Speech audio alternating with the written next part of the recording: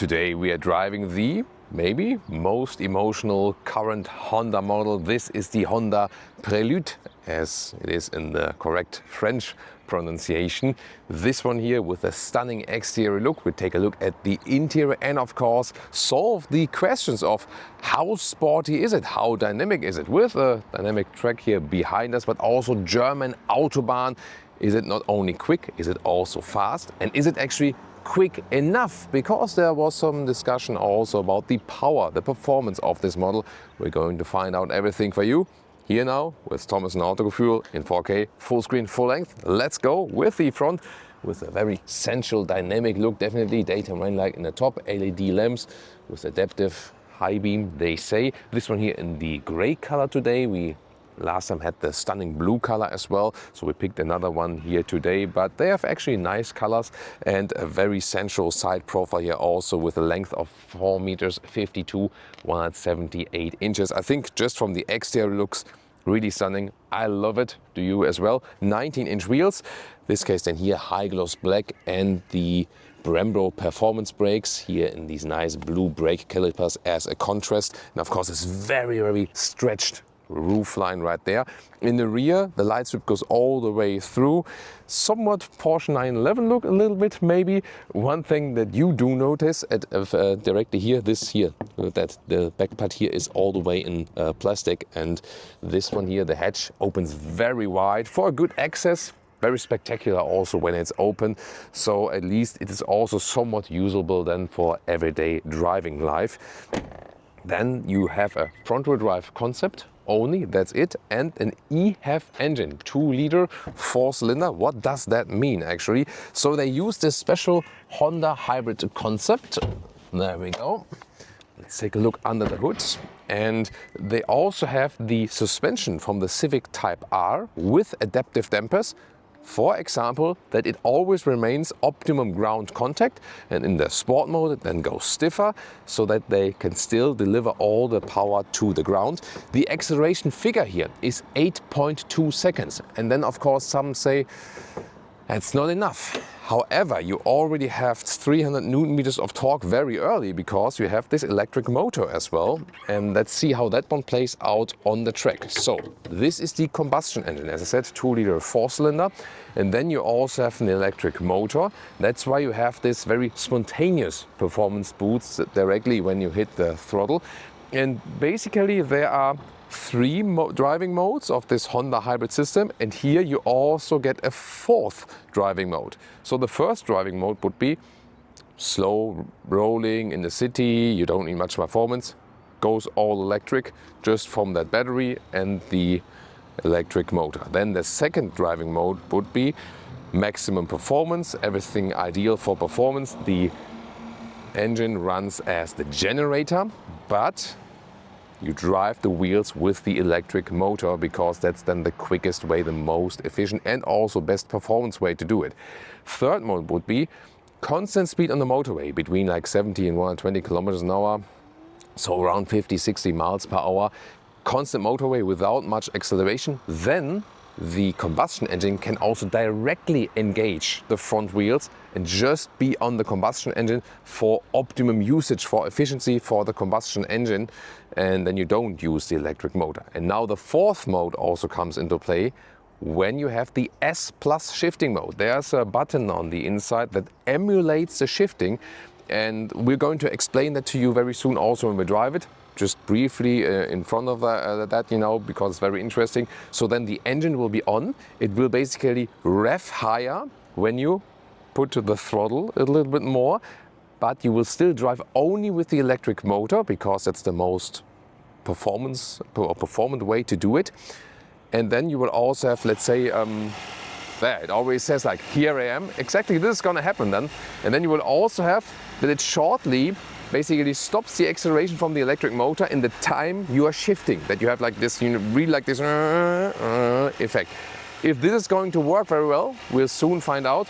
And let's see if the engine then also answers to us in this shifting process. But first of all, now more to the interior. By the way, as for the horsepower figure, it says 184 horsepower in Europe, 200 horsepower in the States. However, it is the same engine and also has the same horsepower output. Honda explains it that way, that the marketing in the US takes the power where it's actually out of the engine directly or out of the engine system, and in Europe is the more realistic figure where the power which is applied to the wheels, which is a little bit less than. Very interesting, isn't it? Now to the doors.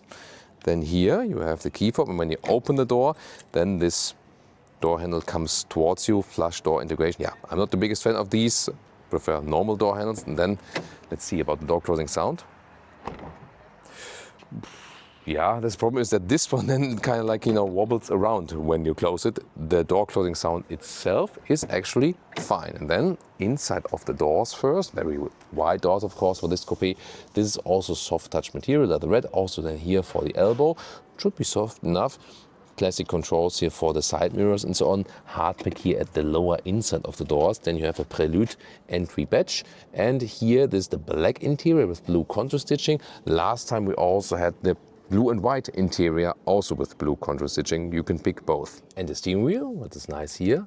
Real buttons with clicking sounds for the volume. Jog wheel as well, jog wheel on the right side here. It feels really nice.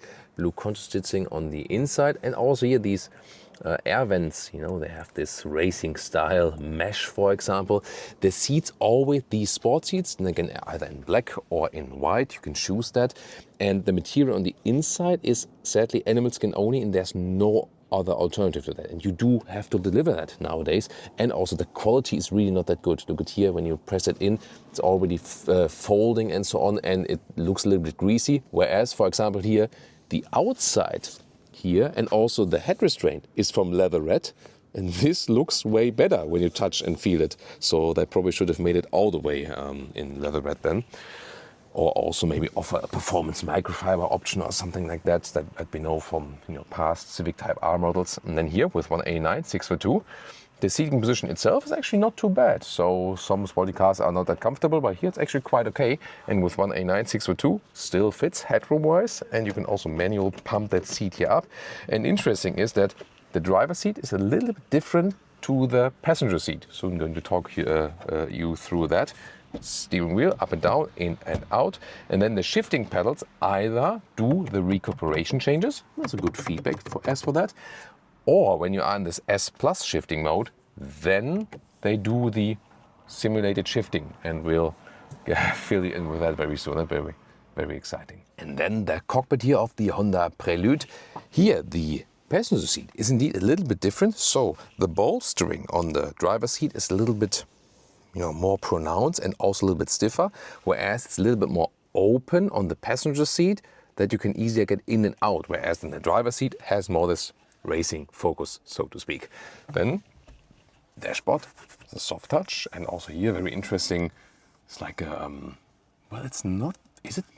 I wouldn't say it's exactly a high floor microfiber. Maybe something in between. I would have made rather a thick microfiber on it, honestly, because this looks a little bit like it is used microfiber. You know what I mean? You know what I mean, right? Yeah. Thank you. And then, but what's actually quite nice here, the Prelude, there's like the stitching on it and the blue contour stitching, and also my favorite feature here, the climate unit. Look at that. Yeah, Audi has put them away. Honda has reintroduced them, and it's so awesome here to use the vent spray. Also illumination around. Then the climate control, I don't have to look at it. I can just, look forward, just control it and know what I'm doing, and beautiful. So who thought about that maybe like 10 years ago, that Honda at some point has the most current, most attractive climate control in the automotive industry? About that. Then also seat heating has a separate button here on the outside and the inside. Seat cooling is not available, sadly. And then here USB-C control is also inductive charging, but that one is not cooled, so I would rather than charge it with USB-C then. Then there's a middle console. This here, park, reverse, drive, neutral. Oh my God. Yeah, that's a little bit complicated. It's a little bit complicated, yeah, but I mean, at least it's a flat integration. Here you switch the driving modes, and this one then is the S Plus here. So for example, suspension is the stiffest, GT is more like balanced, and comfort then the suspension is softest. And above that is the S Plus shifting mode. Interesting the sounds for that. Sounds a little bit like a 90s, like Pac-Man or Nintendo or something.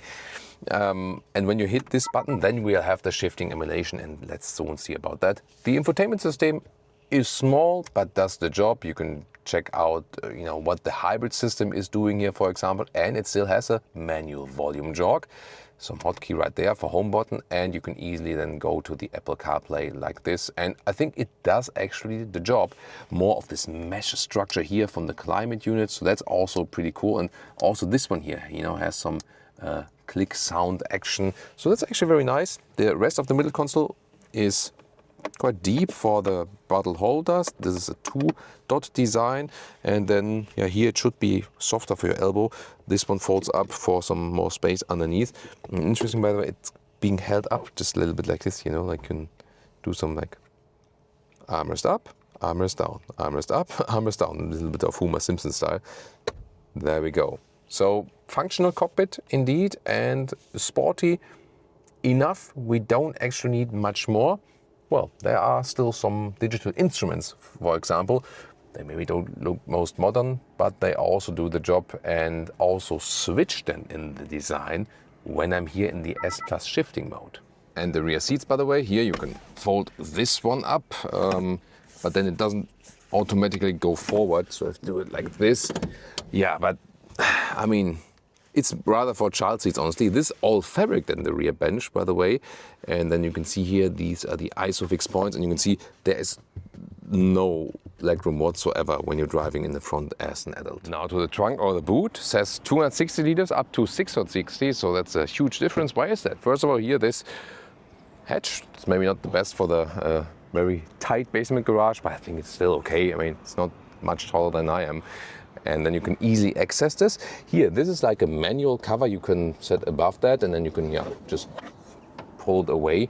Then this one still fits underneath vertically, and you can make yourself way more space with folding the seats right here and here. There we go, and that is actually well usable. This one you can put up a little bit like this, but there's not much space underneath.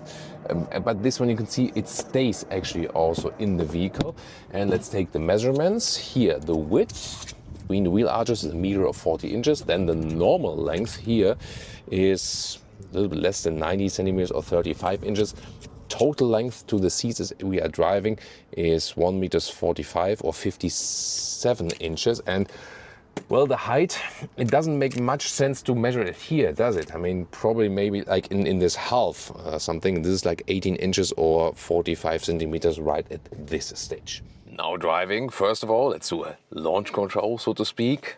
All automatic mode. Let's see about the best performance, and let's go.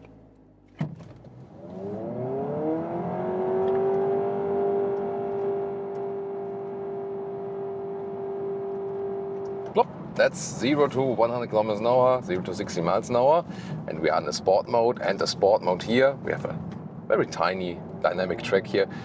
Also the suspension is set on a sporty note. We can also soon show you more about the differences here. And this car is about 1.5 tons in weight, just a little bit below that. That's and excellent for my tummy. yeah, that was what I was pointing out to. It's good for Leah as a passenger princess. Sporty passenger princess. Yeah, the car doesn't feel heavy, and it's also not a long car, so there are some competitors like a BMW 4 Series Coupe, for example, but that one is actually longer, and here you feel that's a relatively short car, and so you have a good dynamic effect in the corners. It doesn't push you out of the corners and so on, and the steering is really nice, direct. It's not too progressive actually, so you still steer quite a lot, but you don't have to grab over in corners and so on. Accelerating out is fine. That's also what they meant by the Newton meter is there, Yes, it's not a very powerful engine, but due to the electric boost, there is a quite spontaneous reaction. Yes, it's not like the hyper performance car, that's clear, but you still have nice dynamic capabilities that it's fun to drive. As for the sound that the engine is producing, it's of course nothing that you would say like, oh, that's awesome or something like that. Don't have to discuss that definitely. But you do get some nice boost out of the corner. However, if you have a rear wheel-based coupe with a larger engine or with more horsepower, of course you get somewhat like a nicer boost out of the corner. That's one clear. guy at the That's bus clear. station, And it's happy like, too, yeah. We'll have some spectators here for our racing. Let's see about the driving modes. So when I'm in the comfort mode, for example, suspension is a little bit softer. And let's see if that one behaves differently in the corner. Do you feel that? Yeah. Yes, it's Yeah, like it's a a more little bit comfortable shaky, yeah. dampening, yeah? Yeah. And then GT is somewhat in between. So this is like supposed to be the balance setting, but yeah, the car is leaning a little bit more. In the corner, And then in the sport mode again, it's stable. not that it's like super stiff or something, but you feel that the wheels are more, I mean, a little more sticking to the ground, So of course the traction is not really changing as for the material or something, but when the suspension is stiffer, you can of course get more power to the ground than as well. And yeah, that's actually quite cool. It is fun to drive it. That's definitely cool. That is the main thing about this vehicle, that it is dynamic in the corners, not the focus of the high speed. So that's cool. Yeah, I mean, front wheel drive, it's of course not, I cannot like circle the car around a little bit, when you're here out of the corner, it's definitely cooler when you have rear wheel drive and can push the rear a little bit more out. That's also clear. Now, next stage, S+. Now I have here an RPM meter on the left side, and let's see about that. So there is still no gear, but I can fake the gear, and it's interesting. And we have that concept so far with electric cars, like with few electric cars as well. And now when I just forget what I was telling you before and think that I'm in the car that can be shifted manually, it really feels like that, right? Like here, shifting down, so to speak. Yeah, it's really interesting. I mean, the most thing that you hear, you think like, yeah, that's true. You also see like third gear, second gear, and also when you shift down, that's actually a lot of fun. And it's not about that this would be better in performance. It's not. It's actually worse in performance, but it can be more fun if you have a small track like this, or if you say like, hey, I just want to go up some like Alpine Pass road or something. You can shift up again. Why not? I mean, the emulation is done very well. So you don't have like the that you like feel like a really abrupt shifting, but you get the feeling that it would be somewhat a shifting process, So yeah, why not? You don't have to use it. You can use it, and if you're not in that shifting mode, then the pedals are actually for the recuperation. So I can set like a very strong recuperation that the car, has more regenerative braking by letting off the throttle, and then let's see, like how many is this, and then okay, it's interesting. This one like it goes like in a circle, the different modes, and when I'm pulling this one, it's gone directly again. It's not like linear, so to speak. So I can also just remove it, and then I have a coasting function. That is also possible depending on what you prefer. And now let's see, how does the Honda Prelude fare here in everyday driving life? How much comfort do we get? How is it normal street and also the autobahn and so on? And I've also set it to the comfort mode to see. Here, that's interesting. So I'm driving like explicitly through these manhole covers here, and even in the comfort mode, you still feel that it does have a sportier setup than, like a normal Civic, for example, because here, once again, they use the suspension from the Civic Type R, and you still feel that in the comfort mode. And you also have the 19-inch wheels there. Another tester there with the blue vehicle. So I would say it has a good GT setup that you can also have fun in everyday driving life without losing too much comfort. And besides the seating material, which I don't agree to, the seat from the comfort itself is also not too bad actually. And so far here in city driving. It's also, let's say, silent enough. Looking forward to how the noise insulation is when we soon get to the motorway. As for the driving mode, as I said, I'm now in the comfort mode, and I can also see this visualization here, for example, that at the moment we're driving all electric, all silent, we don't need the engine. There's also some buffer left in the battery, for example. It's really silent here. So far, yeah, you say? Yeah, interesting. I mean, looking forward to... It's a little bit windy outside, but... Yeah, it's quite windy today so far. I mean, it wasn't that loud on the racetrack either. And here, of course, you play all the advantages of the hybrid system. Traffic light was red, all the way silent. Now I'm driving off, fully electric. Here it also signals me like when is recuperation happening, when does it get... there, for example, the combustion engine went on just briefly now. Yeah, it's a good point, but yeah, like a little bit uphill here. And now again, combustion engine shuts down. So, and this happens all the time sometimes without even you noticing. Now we are of course paying attention to, because we're always interested in the technology and so on. Technology, yeah. And then let's now head to the German autobahn. Yeah, when you're a little bit more on the throttle, then of course you hear more pronounced of this engine. You can also use the, let's go, let's see here. This Shift Plus, by the way, you can also use it in a non-sport mode. It's also possible if you like to do that here, for example, and you can shift up or down. Maybe doesn't make the most sense. It's better for the sporty driving. At least you do have the opportunity. And here then, once again, with the recuperation modes, you can change it with the left pedal or then also with the right pedal, that you just use the coasting and do the recuperation with the pedal. And anyways, in all modes it first uses the recuperate. Whoa, that was kind of rough now, right? This, yeah, so there you feel that the suspension is not forgiving when there are some fierce potholes in the ground. Notice that. So yeah, back to the recuperation. So you use the brake pedal then, for example, and it does recuperation only if the friction brakes are needed. Then they are actually being used. So now onto the German autobahn, and yeah, it's not a performance car in sense of quickest acceleration. Even like a 420i, for example, the entry-level 4 Series Coupe would be quicker in the acceleration. That's not the main sense, but you saw that it has good capabilities in agile driving. Here now 100 kilometers an hour, 60 miles an hour. Some rolling noise from underneath.